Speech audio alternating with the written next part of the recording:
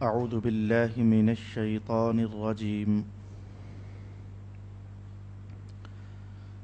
بسم الله الرحمن الرحيم. وإن جهنم لموعدهم أجمعين لها 7 أبواب لكل باب منهم جزء مقسوم. صدق الله مولانا العظيم. الصلاة والسلام عليك يا سيدي يا رسول الله. الصلاة والسلام عليك يا سيدي يا حبيب الله. الصلاة والسلام عليك يا سيدي يا شفيع المذنبين وعلى آلك وأصحابك يا سيدي يا رحمة للعالمين.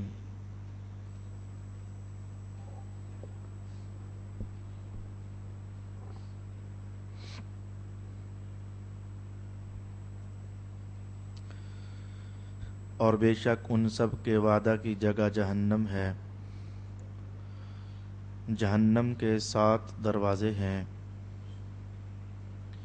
ہر دروازہ کے لیے ان گمراہوں میں سے تقسیم کیا ہوا حصہ ہے. صدق اللہ مولانا العظیم. شیطان کے متعلق عنوان اپنے اختتام کو پہنچ جائے گا. آج کی نشست میں شیطان نے اللہ تعالیٰ کے دربار میں جن لوگوں کو گمراہ کرنے کی بات کی تھی، اللہ پاک نے ان کے متعلق اور شیطان کے متعلق ارشاد فرمایا کہ ان سب کے لیے ایک وعدہ کر دیا گیا ہے کہ ان کو ایک جگہ پہنچایا جائے گا اور وہ جگہ جہنم ہے. جہنم کے بارے میں رب کائنات نے فرمایا کہ جہنم کے 7 دروازے ہیں. جہنم کے 7 طبقے ہیں.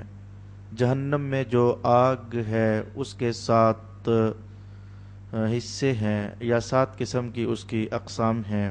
تو فرمایا کہ جہنم کے ہر طبقے کے لیے ہم نے کچھ لوگ متعین کر دیے ہوئے ہیں. رسول اکرم صلی اللہ علیہ وآلہ وسلم کے قلب ناس پر جب یہ آیت نازل ہو چکی تھی تو ایک دن ایسا ہوا، چونکہ آقا حضور رحمت عالم کی معیت میں اور آپ کے اقتداء میں صحابہ بھی نماز پڑھنے آیا کرتے تھے، اور سب سے پچھلی صفوں میں خواتین صحابیات بھی نماز پڑھنے کے لیے تشریف فرما ہوا کرتی تھیں. تو ایک دن ایسا ہوا کہ رسول اکرم صلی اللہ علیہ وآلہ وسلم آج حضور اکیلے نماز پڑھ رہے تھے. کوئی نفلی نماز ہوگی تو اکیلے نماز پڑھ رہے تھے. تو اس نماز میں رسول پاک علیہ السلام نے انہی آیتوں کو تلاوت کیا، اور اس روایت کو نقل کیا ہے علامہ قرطبی نے، اور اس کے راوی ہیں حضرت بلال رضی اللہ تعالی عنہ. کان النبی صلی اللہ علیہ وآلہ وسلم یصلی فی مسجد المدینہ وحدہ. حضور نماز اکیلے ہی ادا فرما رہے تھے مسجد مدینہ میں. فمرت بہم امرأۃ اعرابیۃ فصلت خلفہا. تو ایک دیہات میں رہنے والی کوئی خاتون صحابیہ تھی، وہ وہاں سے گزر رہی تھی. انہوں نے حضور کو نماز پڑھتے دیکھا تو وہ بھی پیچھے نماز کے لیے ہو لی. کوئی اور صحابی تو ساتھ نہیں تھا. اب امام رسول اللہ تھے اور وہ خاتون صحابیہ پیچھے کھڑی ہو کر نماز پڑھنے لگ گئیں. فصلت خلفہ، انہوں نے نماز پڑھی ان کے پیچھے. ولم یعلم بہا. تو رسول پاک علیہ الصلوۃ والسلام اپنی نماز میں مصروف تھے، اتنے مشغول تھے.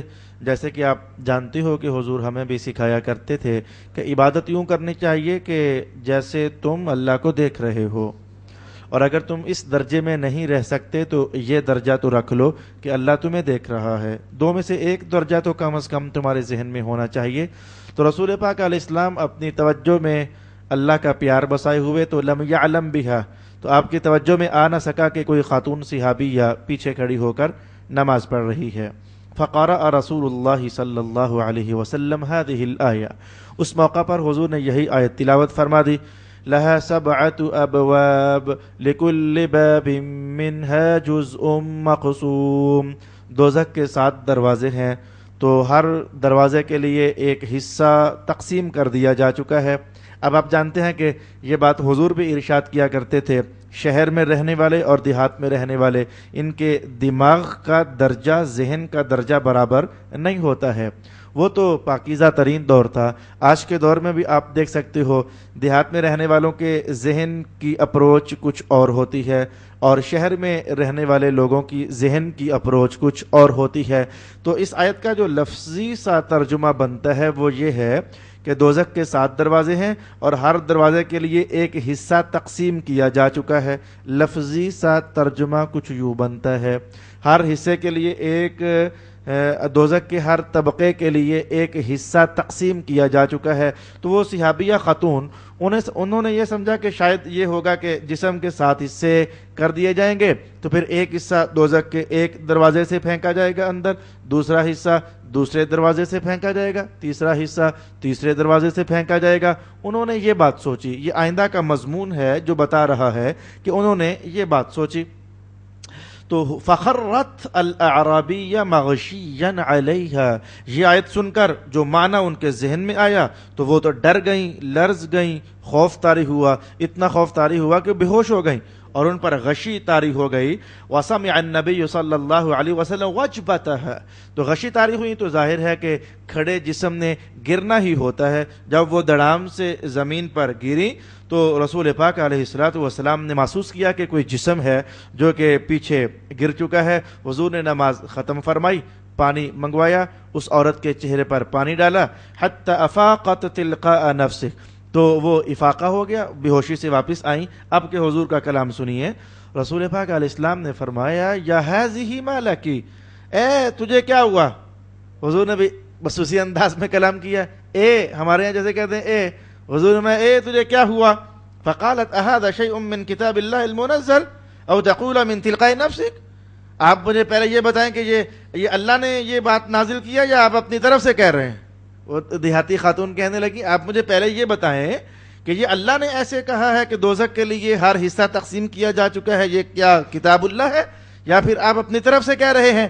فقال یا اعرابی بل هو من کتاب اللہ تعالی المنزل، بھائی یہ تو اللہ کی طرف سے ہے، یہ میں اپنی طرف سے نہیں کہہ رہا ہوں۔ فقالت كل عضو من اعضائی يعذب على كل باب منها، سوالیہ انداز کر دیا انہوں نے، اس خاتون صحابیہ نے، کہنے لگی کیا دوزخ کے ہر حصے میں جسم کا ایک عضو جلا دیا جائے گا؟ واللہ انی امرأۃ مسکینۃ ما لی مال وما لی الا 7 اعبد، وہ کہنے لگی یا رسول اللہ میں تو غریب عورت ہوں، میں ایک مسکین عورت ہوں، میرے پاس تو کوئی زیادہ مال و دولت بھی نہیں ہے، بس یہ 7 غلام ہیں میرے، تو اگر آپ پسند فرمائیں تو اشہدک یا رسول اللہ، میں آپ کو گواہ بناتی ہوں کہ ان کل عبد منہم عن کل باب من ابواب جہنم حر لوجہ اللہ، حضور میں ایک غلام آزاد کرتی ہوں تاکہ بدلے میں اللہ میرے جسم کے 7 اعضاء میں سے ایک عضو کو آزاد کر دے، میں ایک اور کرتی ہوں تاکہ دوسرا بھی آزاد ہو جائے، ایک تیسرا غلام آزاد کرتی ہوں تاکہ میرے جسم کا ایک اور حصہ آزاد ہو جائے۔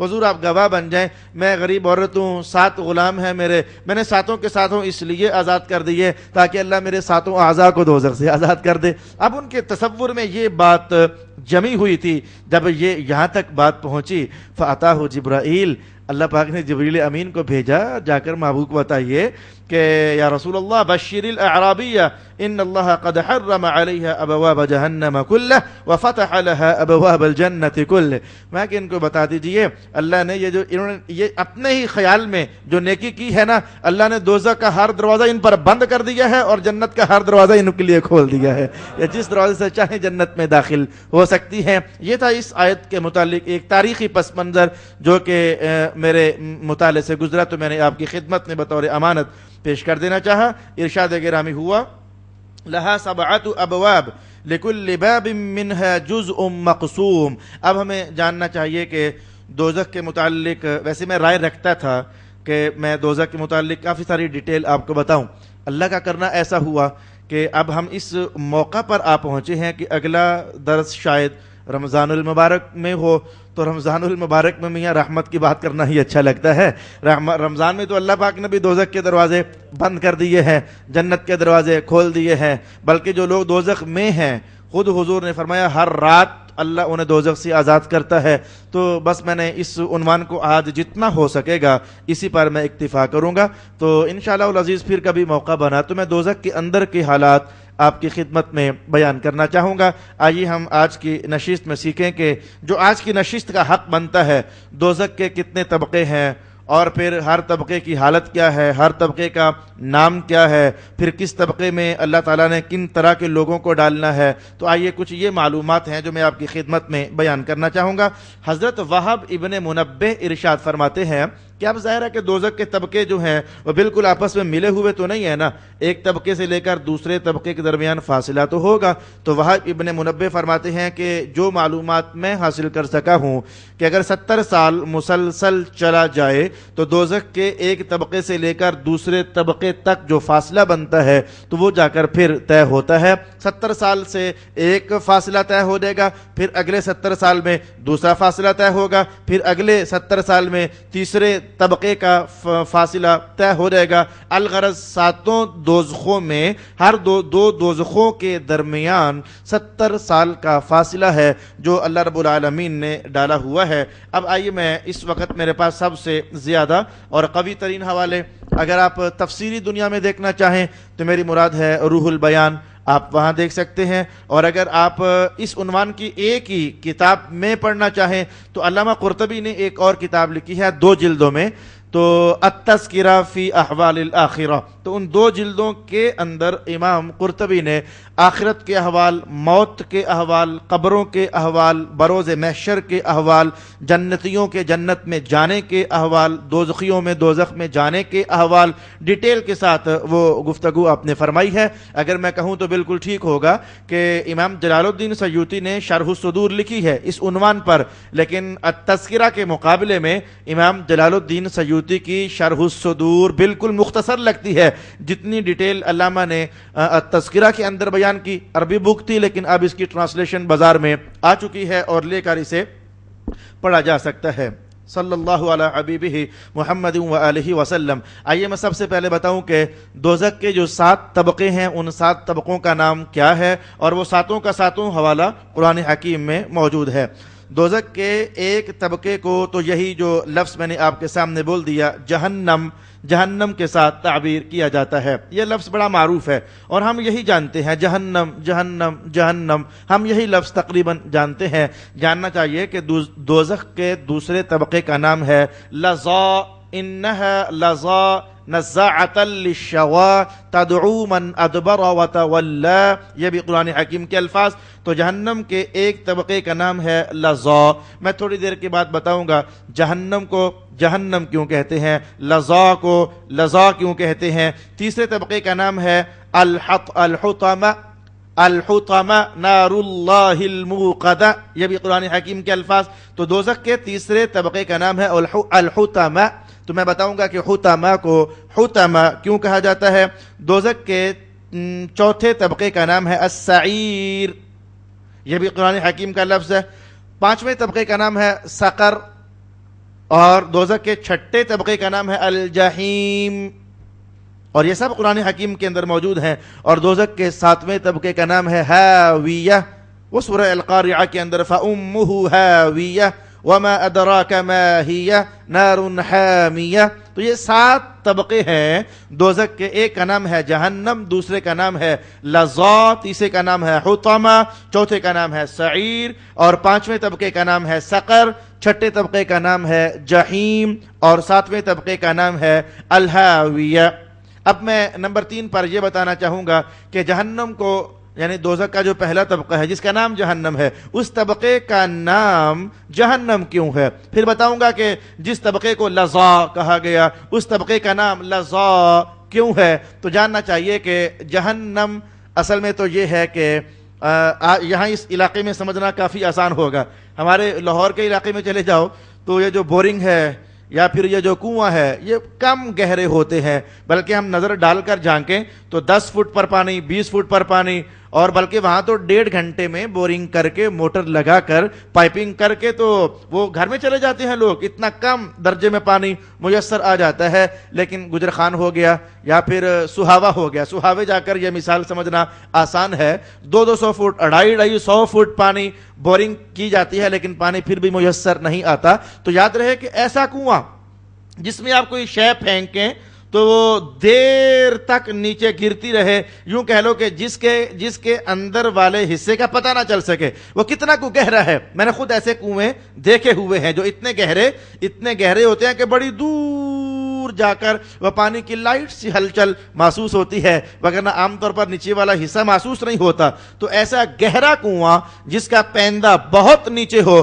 تو ایسے گہرے کنویں کو اصل میں عربی زبان میں جہنم کے ساتھ تعبیر کر دیا جاتا ہے، اور بئرن جہنامن یہ اس کے لیے لفظ بھی استعمال ہوتا ہے، بئرن جہنامن، بہت گہرا کنواں۔ تو یاد رکھے کہ طبقہ دوزخ کا طبقہ جس کا نام جہنم ہے، اسے جہنم اس لیے کہتے ہیں کہ وہ اتنا گہرا ہے، اتنا گہرا ہے، اتنا گہرا ہے کہ میں خود نہیں بتا سکتا کتنا گہرا ہے۔ ہم رسول پاک علیہ السلام کا کلام ہی سیکھنا چاہیں گے کہ رسول اکرم صلی اللہ علیہ وآلہ وسلم نے دوزخ کے اس طبقے کے بارے میں اس کی گہرائی جو بیان کی ہے، میں حدیث کے الفاظ آپ کے سامنے تلاوت کرنے لگا ہوں۔ رسول اکرم صلی اللہ علیہ وآلہ وسلم نے ارشاد فرمایا ان الصخرة العظیمة لتلقى من شفیر جہنم فتہوی 70 عاما وما تفضی الى قعرها۔ رسول پاک علیہ السلام نے آج تو اتنا کہا کہ ایک چٹان اگر جہنم کے کنارے سے پھینکی جائے، مسلسل گرے اور مسلسل گرے یہاں تک کہ 70 سال گزر جائے نا تو گرتی ہی رہے، اب بھی وہ اس کی تہ تک پہنچنے والی نہیں ہے۔ رسول اللہ علیہ السلام نے اس قدر ارشاد فرمایا کہ اتنی نیچی گرے کہ وہ 70 سال مسلسل۔ لیکن میں اگلے الفاظ آپ کے سامنے تلاوت کرنا چاہتا ہوں جس میں حضور نے فرمایا کہ وہ چٹان بھی کتنی کو ہو۔ بھئی آپ جانتے ہیں کہ روئی کا گالا پھینکو اس کے نیچے گرنے کی رفتار کم ہے، کنکر پھینکو اس کے گرنے کی رفتار اس سے زیادہ ہے، آپ کلو کا باٹ پھینکو اس کے گرنے کی رفتار اس سے زیادہ ہے، اب کوئی وزنی جتنی چیز ہوتی چلی جائے گی اس کے گرنے کی رفتار اتنی ہی زیادہ ہوتی چلی جائے گی۔ رسول پاک علیہ السلام نے فرمایا ان الحجر لیزن 7 خلفات، اگر 7 اونٹنیاں ہوں اور موٹی تازی ہوں، چربیوں سے بھری ہوئی ہوں اور ان کے پیٹ میں بچہ بھی ہو، 7 اونٹنیاں ہوں چربی سے بھری ہوئی ہوں اور ان کے پیٹ میں بچہ بھی ہو، تو آپ ذرا اندازہ کیجئے کہ ایک اونٹنی کتنی کو وزنی ہوتی ہوگی، پھر وہ موٹی تازی بھی ہو، پھر وہ چربی سے بھری ہوئی بھی ہو، پھر وہ اس کے پیٹ میں بچہ بھی ہو، تو وہ کتنی کو بڑی وزنی بنتی ہوگی۔ پھر 7 ملا لیجئے تو 7 اونٹنیوں کا وزن کتنا ہوگا، یعنی اگر ہم اندازہ بھی کریں تو 7 اونٹنیوں میں لگ بھگ میرے دوست کوئی 30-40 کلو، 1 ٹن کے قریب وزن تو لگ بھگ ہو جانا چاہیے۔ تو حضور نے فرمایا وہ چٹان بھی کوئی چھوٹی سی نہیں، وہ 7 گابن اونٹنیوں کے وزن کے برابر ایک چٹان ہے، اسے اگر گرایا جائے تو پھر وہ جا کر بمشکل 70,000 سالوں میں جہنم کی تہ تک پہنچے گی۔ اس سے ہمیں اندازہ کر لینا چاہیے کہ جہنم جس طبقے کا نام ہے وہ اسے جہنم کہتے ہی اس لیے ہے، وہ گہرا ہے اور اتنا زیادہ گہرا ہے اور اتنا زیادہ گہرا ہے جیسا کہ ابھی ہم نے حدیث شریف کے الفاظ میں معلوم کر لیا۔ اور آپ نے یہ حدیث شریف پڑھی ہوگی اپنے مقام پر جسے جناب حضرت ابو ہریرہ رضی اللہ تعالی عنہ نے نقل فرمایا کہ صحابہ کی جماعت بیٹھی ہوئی تھی تو اچانک ایک دھڑام سے آواز صحابہ نے سنی، دھڑام سے، جیسے کہ بہت وزنی شے نیچے گر جاتی ہے۔ تو رسول اللہ علیہ السلام نے خود ہی پوچھا پتہ یہ آواز کیا ہے؟ صحابہ نے کہا حضور ہم کیا جانے، آپ فرما دیں یہ آواز کیا ہے۔ تب رسول پاک علیہ السلام نے یہ جملہ ارشاد فرمایا تھا، اصل میں دوزخ کے کنارے سے ایک بڑا پتھر پھینکا گیا تھا، اسے 70 سال ہو گئے ہیں گرتے اور وہ اب آ کر کے دوزخ کے پیندے پر پہنچا ہے۔ او کما قال النبی صلی اللہ علیہ وآلہ وسلم۔ تو یہ جہنم کو اس لیے جہنم کہتے ہیں کہ یہ بہت گہری اور بہت گہری ہے۔ اگر جہنم کا حال یہ ٹھہرا تو میں آپ کو بتانا چاہوں گا کہ یاد رہے کہ جہنم سب سے اوپر والا حصہ ہے، پھر اس سے اگلا حصہ لظا ہے، پھر اس سے اگلا حصہ جیسے میں نے ترتیب آپ کی خدمت میں بیان کر دی ہے۔ تو ہر نیچے والا طبقہ اوپر والے طبقے سے زیادہ خطرناک ہے۔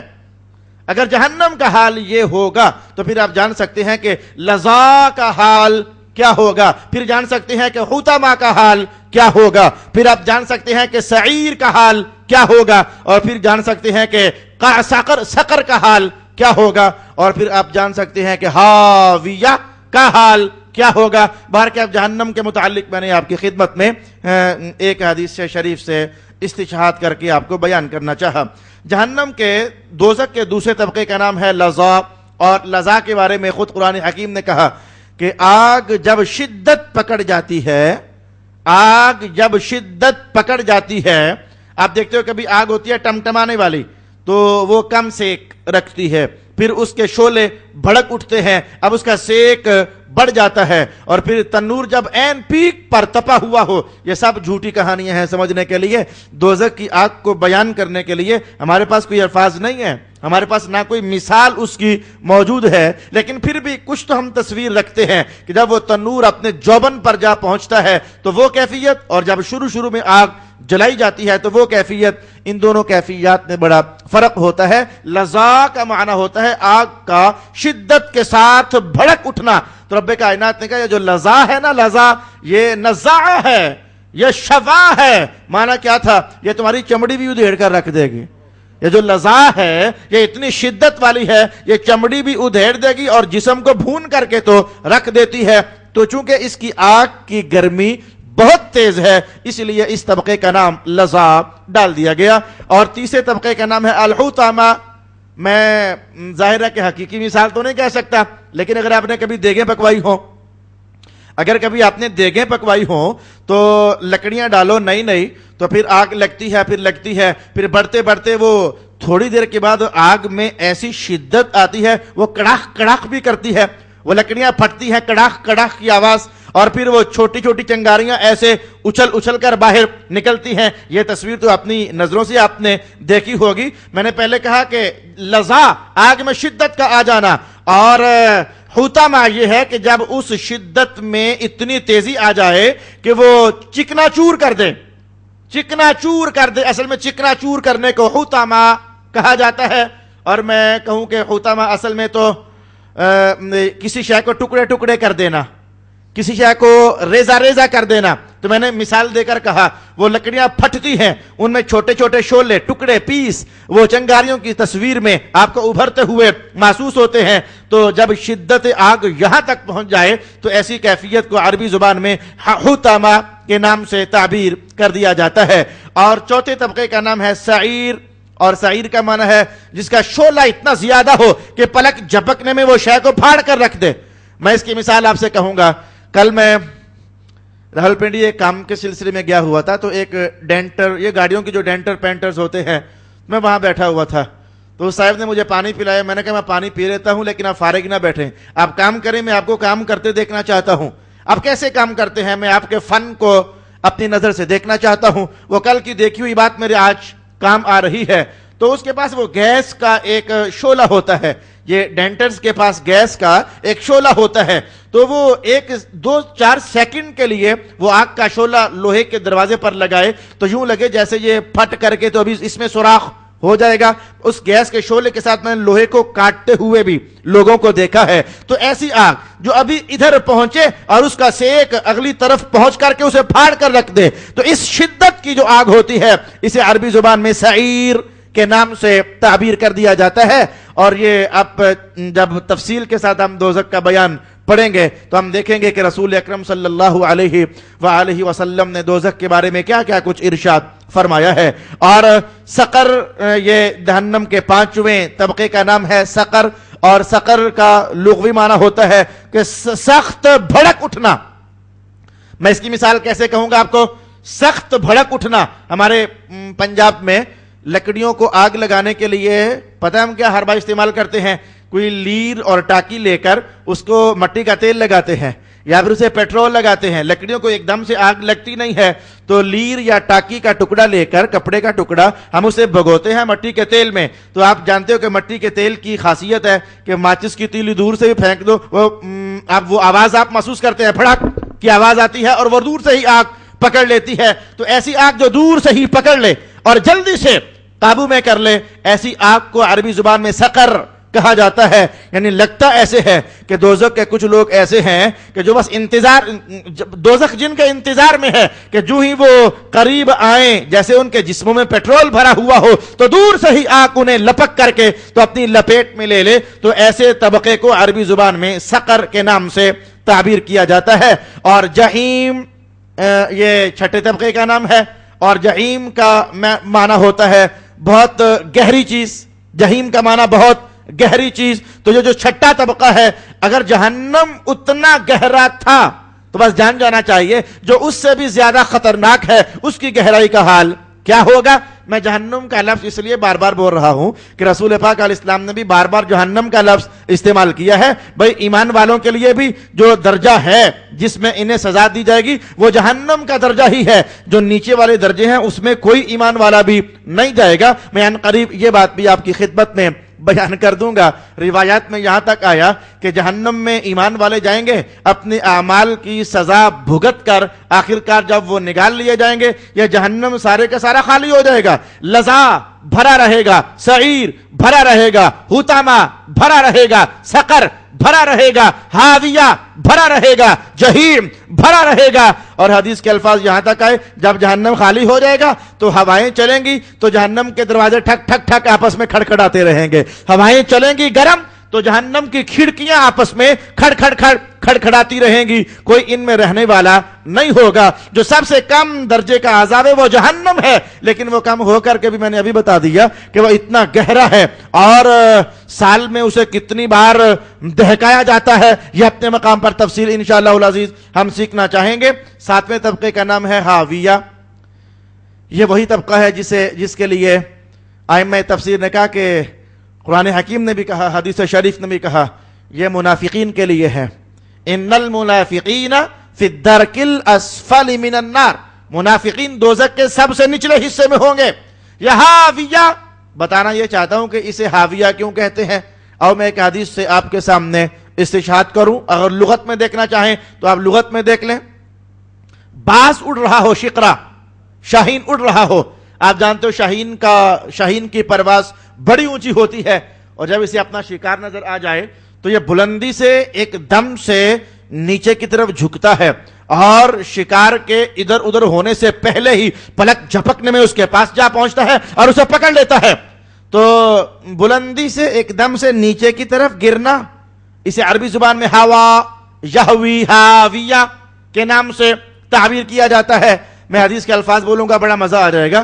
رسول پاک صلی اللہ علیہ وسلم نے ارشاد فرمایا، لا یؤمن احدکم حتی یکون ہواہ تبعا لما جئت به، او کما قال رسول اللہ صلی اللہ علیہ وسلم۔ فرمایا کہ تم میں سے کوئی شخص اس وقت تک مومن نہیں ہو سکتا جب تک اس کی خواہش، اس کی ہوا تابع نہیں ہو جاتی اس نظام کے جو نظام میں محمد لے کر کے تو آیا ہوں۔ یہ خواہش کو ہوا کہا، بھئی جانتے ہو کس لیے کہا؟ یہ ہوا یہوی کا معنی ہوتا ہے نیچے گر جانا۔ یاد رکھنا، انسانی خواہشات انسان کو مقام رفیع سے نیچے ہی تو گراتی ہیں۔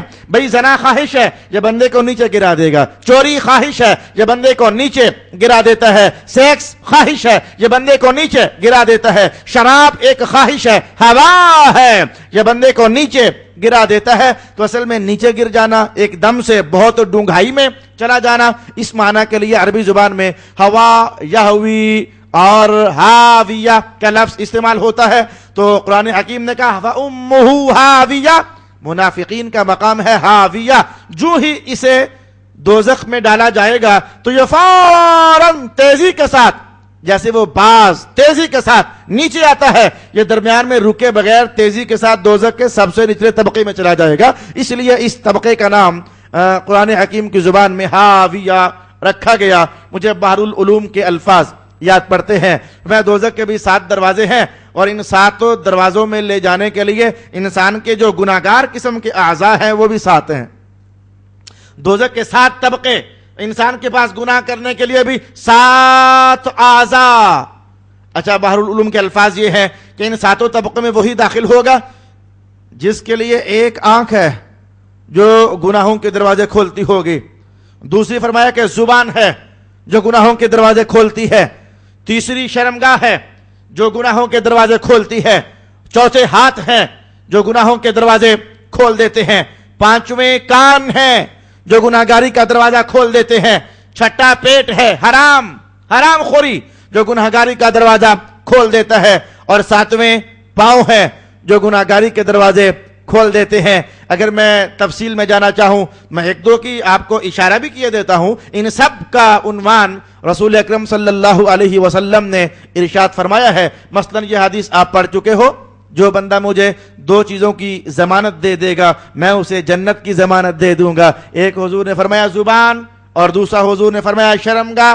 پھر حضور نے ہاتھوں کا اشارہ نہ دیا، المسلم من سلم المسلمون من لسانہ ویدہ، مسلمان وہ ہے جس کے ہاتھ سے اور زبان سے مسلمان محفوظ رہیں۔ یہ گناہگاری کا اشارہ ہے۔ پھر حضور نے فرمایا کہ مومن کی شان یہ ہے کہ الرأس وما ہوا والبطن وما ہوا، جو اپنے سر کی حفاظت کرے اور جو کچھ اس سر میں ہے، زبان، نظر، کان، ناک، تو حضور نے سر کہہ کر اور جو کچھ اس میں ہے سب کا اشارہ دیا، اور فرمایا کہ والبطن وما وعا، اور پیٹ اور جو کچھ پیٹ میں ہوتا ہے، مراد رزق حلال۔ یہ سارے اشارات رسول اکرم صلی اللہ علیہ وآلہ وسلم نے ارشاد فرمائے ہوئے ہیں۔ ارشاد گرامی ہوا لہا سبعۃ ابواب لکل باب منہا جزء مقسوم۔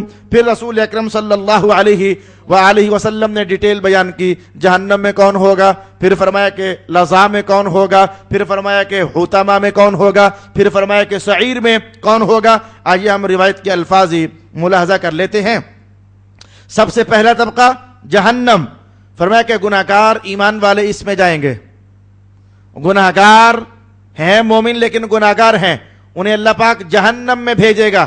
کوئی جلدی باہر نکل آئے گا، کوئی دیر سے باہر نکل آئے گا، یہاں تک کہ حضور رحمت حلم نے ایک دن یہ بھی ارشاد فرمایا تھا کہ جہنم سے جو سب سے آخر میں شخص نکالا جائے گا میں اس کو بھی جانتا ہوں، وہ کیا بول رہا ہوگا میں وہ بھی جانتا ہوں، اسے نکالنے کی کیفیت کیا ہوگی میں وہ بھی جانتا ہوں، دوزخ سے نکالنے کے بعد آخرکار وہ کب تک جنت اور دوزخ کے درمیان رکا رہے گا میں یہ بھی جانتا ہوں۔ وہ ساری ڈیٹیل رسول اکرم صلی اللہ علیہ وآلہ وسلم نے ارشاد فرمائی۔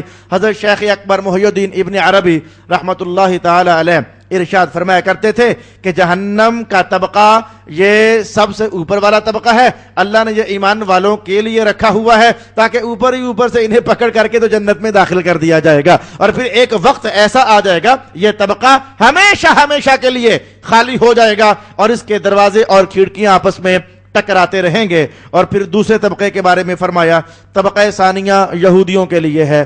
یہودی چونکہ اہل کتاب ہیں، اللہ کو تو کم از کم مانتے ہیں، رسول اکرم صلی اللہ علیہ وآلہ وسلم کو تسلیم نہیں کرتے ہیں، تو ان کے لیے پہلے کی بنسبت ذرا زیادہ عذاب ہوگا۔ اور تیسرا طبقہ اشارہ ہوا کہ عیسائیوں کے لیے ہوگا۔ بھائی عیسائیوں کا جرم زیادہ ہے، عیسائیوں کا جرم زیادہ ہے۔ بھائی انہوں نے حضرت عیسیٰ علیہ السلام کو اللہ کا بیٹا مان لیا، اور پھر بیٹا ہی نہ مانا، کبھی یوں کہہ دیا کہ اللہ ان میں داخل ہو گیا، کبھی کہا کہ یہ اللہ کا بیٹا ہے، اور کبھی کوئی مختلف نظریات کہہ دیے۔ چوتھا طبقہ فرمایا کہ یہ جو ستارہ پرست لوگ ہیں وہ چوتھے طبقے میں داخل کیے جائیں گے، اور پانچویں طبقے کے لیے فرمایا کہ جو مجوسی لوگ ہیں آگ کی عبادت کرنے والے انہیں پانچویں طبقے میں داخل کیا جائے گا، اور چھٹا طبقہ مشرکین کے لیے متعین کیا گیا، اور ساتویں طبقے کے لیے فرمایا کہ یہ منافقین کے لیے ہے، جس کی طرف اشارہ ہوا ان المنافقین فی الدرک الاسفل من النار، یہ منافقین دوزخ کے سب سے نچلے طبقے میں ڈال دیے جائیں گے۔ صلی اللہ علی حبیبہ محمد وعلی آلہ واصحابہ اجمعین۔ اب جہاں تک قرآن کی آیت کے سمجھانے کا تعلق تھا تقریباً اتنا میں نے بھاگتے بھاگتے جلدی سے پورا کر دیا ہے۔ اب اگر میں کوئی مزید کھولنا چاہوں گا تو پھر ظاہر ہے کہ عنوان پھیل جائے گا اور ہمیں اگلے بہت سارے مضامین پھر دوزخ کے حوالے سے سیکھنے پڑ جائیں گے۔ بس میں آج انہی مضامین پر اکتفا کروں گا۔ آئندہ جب رمضان المبارک کے بعد کبھی دوزخ کا بیان ہوا تو اس میں ہم ڈیٹیل کے ساتھ اللہ کی توفیق سے دیکھنے کا اہتمام کریں گے دوزخ میں کیا کیا ہے اور کس کے لیے کیا ہے۔ بلکہ منافقین کے لیے تو رسول اللہ علیہ السلام نے یہاں تک بھی فرمایا یہ چونکہ مومن ظاہر کرتے تھے اپنے آپ کو لیکن اندر کھاتے یہ پکے کافر تھے، تو ان کی سزا سب سے سخت، ایک تو یہ سب سے نیچے والے دوزخ میں طبقے میں، اور دوسرا فرمایا کہ انہیں آگ کے بنے ہوئے صندوق میں ڈال دیا جائے گا، اور ڈالنے کے بعد پھر اس صندوق کو سیل کر دیا جائے گا، اس کے کھلنے کا دروازہ ہی باقی نہیں رہے گا، اور پھر اس صندوق کے نیچے سے بھی آگ کا سیک انہیں پہنچایا جائے گا، دائیں بائیں اور آگے پیچھے اور اوپر سے بھی انہیں آگ کا سیک پہنچایا جائے گا۔ یہ سارا وہ بیان ہے جو کہ رسول اکرم صلی اللہ علیہ وآلہ وسلم نے ارشاد فرمایا۔ اب رمضان کا مہینہ، اور اب آگے دیکھیں آیت بھی زبردست ہے، ارشاد گرامی ہوا ان المتقین فی جنات وعیون، یہ جو متقین درجے کے لوگ ہیں یہ جنتوں میں ہوں گے اور یہ عیون میں ہوں گے۔ انشاءاللہ العزیز جنت کے کچھ احوال ہیں جو میٹھے میٹھے مہینے میں ہم میٹھا میٹھا عنوان ہی سیکھنا چاہیں گے، تو رمضان المبارک میں کوشش کروں گا کہ جنت کے مختلف احوال ہم سیکھنے کا اہتمام کرتے رہیں۔ رمضان میں چونکہ تراویح بھی ہوتی ہیں تو شیڈول کے مطابق درس پورا تو نہیں ہوتا، ویسے 40 منٹ 41-42 منٹ، لیکن رمضان میں 25 منٹ 30 منٹ، لیکن 30 منٹ سے تجاوز نہیں ہوا کرتا۔ جو قرب و جوار کے احباب ہیں وہ تشریف فرما ہو سکتے ہیں، انشاءاللہ رمضان میں 20 منٹ یا پھر 25 منٹ یا پھر 30 منٹ کا سبق ہوا کرے گا، حسب حال۔ وآخر دعوانا ان الحمد للہ رب العالمین۔